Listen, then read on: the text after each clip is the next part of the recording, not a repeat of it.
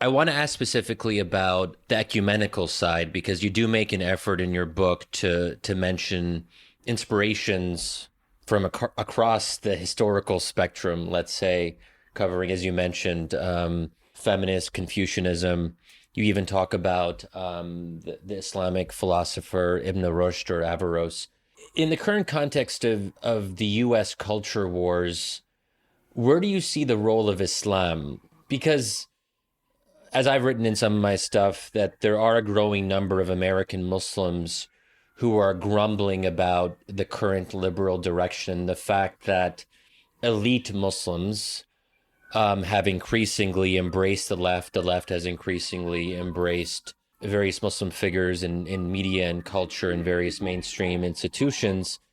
And generally, folks on the right in the US have been quite suspicious of American Muslims, and there is this whole discourse about, you know, Sharia being imposed, like even in states where there are barely any Muslims, like Tennessee or Louisiana. You actually have local councils pass local, municipalities passing resolutions, anti-Sharia resolutions, and things like that. There are some like Rod Dreher, who have tried to say that that Christians can make common cause with conservative Muslims on some of these broader questions of secularization.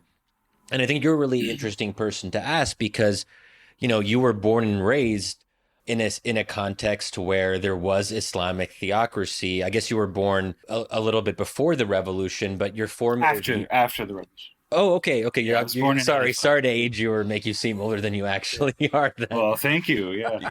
so yeah, I mean, so these were your formative years growing up under the Iranian Islamic Revolution, and you saw the role of clerics and how destructive that was. If I understand correctly, though, you were raised more or less as an atheist or agnostic, so it's not as Yes. if you were Muslim necessarily, Correct. but you certainly saw, I think you grew up with this sense that there were aspects of Islam in your own life that were dangerous. I'm just curious, could you reflect a Sure. little bit Sure. on how you view Islam now?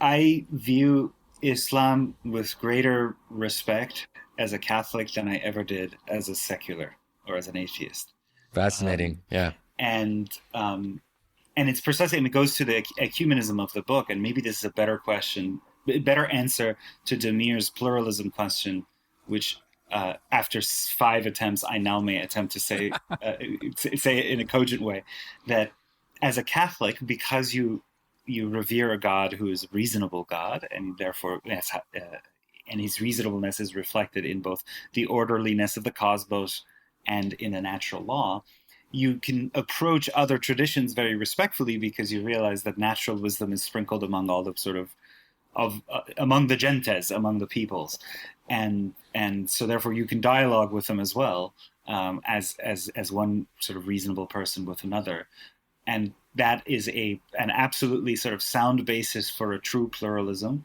without either party becoming kind of mushy, quote unquote interfaith in the modern sense. And I think it's a sounder basis for conversation between faiths and civilizations than what is called pluralism under liberalism.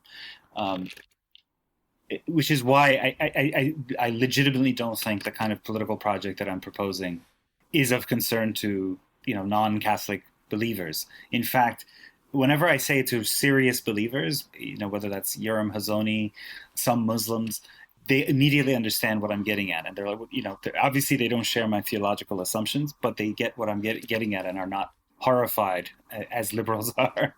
But to answer the question about it, so therefore, question about Islam, there are many aspects of Islamic Sharia law that are more consonant with the natural law than liberal order.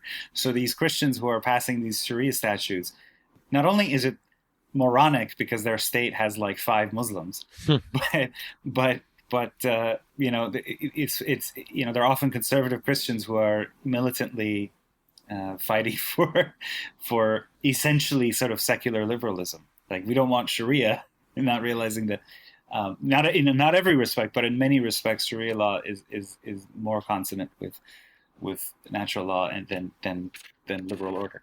But it is unfortunate, I would have to say. I agree with you that official American Islam is so bound up with specifically with the Democratic Party, and so sort of not curious about these questions at all, as far as I could tell. Its leaders in Congress, not even worried about these questions at all. And I don't know quite what it is. I think it's partly the fact, I think I understand, it's partly the fact that in the post 9/11 era, the Republican Party came to be identified with hostility, not just to Islamism, but in some cases to Islam itself in stupid ways, like those anti-Sharia statutes that you mentioned, Shadi, so that the official leadership of the community, I think, concluded that, okay, all right, we're not dealing with those guys. We're just going to go with Democrats because their sense of what's best for their community. I think it's been a very expensive bargain in the sense that, I don't know, Islam does not have a really a public voice on issues that are really dear to Islam, like the family, like the reality of sex as a embodied reality, and on and on. But yeah, no, I approach Islam with a great deal of respect. The text for me for trying to understand Islam as a Christian is one that a lot of Muslim leaders reacted to negatively, but I think it was a result of a misunderstanding.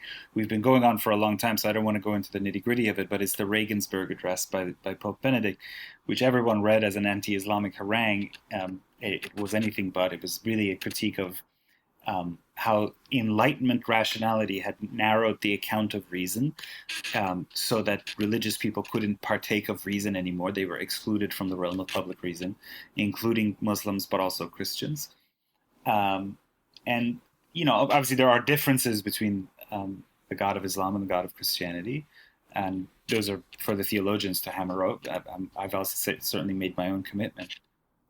But Islam as a civilization, the civilization of Averroes and Avicenna and all these figures, I think demands respectful engagement from Christian, as respectful as Saint Thomas, who calls Averroes the commentator with a capital C on Aristotle.